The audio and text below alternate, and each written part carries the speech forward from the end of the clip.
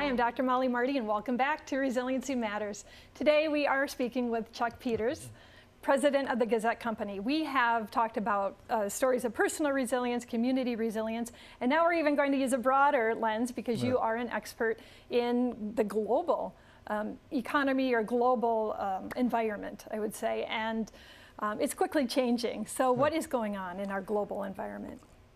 Well, in about as quickly as I can say it, we have generally had, for the last 100 years or so, an industrial producer-consumer society, and most of the global activity has been done by very large institutions with relatively centralized control, either large corporations or governments. What has happened relatively rapidly in the last 5 or 10 years is a move towards an authentic, networked global economy, where individuals are making connections across boundaries that were almost impossible before, and are actually creating these substantive and authentic relationships that are working toward value creation. And there are huge changes in the amount of capital that's needed to start new activities, the ways in which to start new activities. And so it used to be you wanted to hierarchically organize the resources, and now you want to build very powerful and effective networks. Wow. So in the last 5 or 10 years, of course, I'm thinking, what a time to live. Like it's happening right before our eyes. Right. Okay. Can you boil down kind of a few core concepts or key pieces of this change that we can hold on to?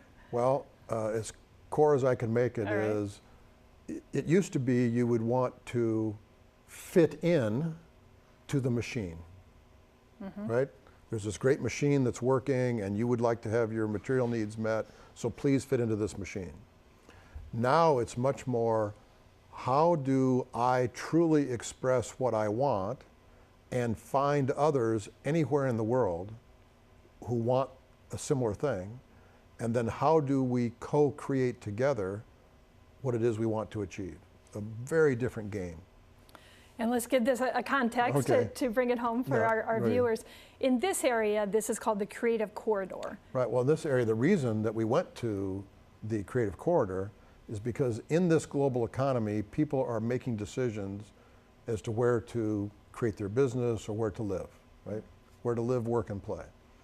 And the research is pretty clear that when they are making those decisions, they are looking for the amenities that are available in an area of no less than 500,000 people. That's generally what they're looking for. And so they want that diversity of experience, the cultural and recreational opportunities that are available in an area of about this size. And if you can have a research institution like the University of Iowa, that's a huge attractor. So for us, in order to be on the global map, we have to be one of the satellites of Chicago and well known as a defined region of 500,000 people. So we had to agree on what the region was and have a name for it, and then be able to say what the promise of that region is. So in this global economy, so many things are so easy to be copied, but there's one thing you cannot copy, and that's the ability of a group of people to make something new happen. That's the value-added activity. So once we knew the geography, which is basically the same as Kirkwood's service area, the 7-county region here in eastern Iowa, we had to have a name for it, and we chose Iowa's Creative Corridor. When I say we, there were like 1,500 people involved in this activity, and many institutions, many individuals. But it boiled down to, with the work of a consultant, Iowa's Creative Corridor. And then what's our promise to the world? We actually know how to make new things happen. We create here. So think of Nike, just do it. The company is Nike, their brand promise is just do it. Our region is Iowa's Creative Corridor, and our brand promise is we create here. And what have been some of the outcomes in the last year or two? Well, one of the big outcomes that I've seen is a real push by many individuals to create a welcoming and innovative culture. So I look at the work of Diversity Focus, I look at the work of Seed Here, I look at the work that Kirkwood and the Iowa City Area Development Group have done, and the Cedar Rapids Metro Economic Alliance to generate activities. I'm thinking all kinds of examples like Creative Week, like EntreFest, like the Workplace Revolution event that just occurred last week, the startup weekends that have happened in Iowa City and Cedar Rapids, where very diverse people come together and make new things happen. I could go on and on. The makerspace that's out with the Science Center. So there's just a lot of bubbling activity. The new Iowa Accelerator that's going to take place in Newbo, that Eric Engelman and Geonetric are making part of their new space there by the Newbo City Market. Just see all that kind of bubbling activity that really was not happening 3 years ago.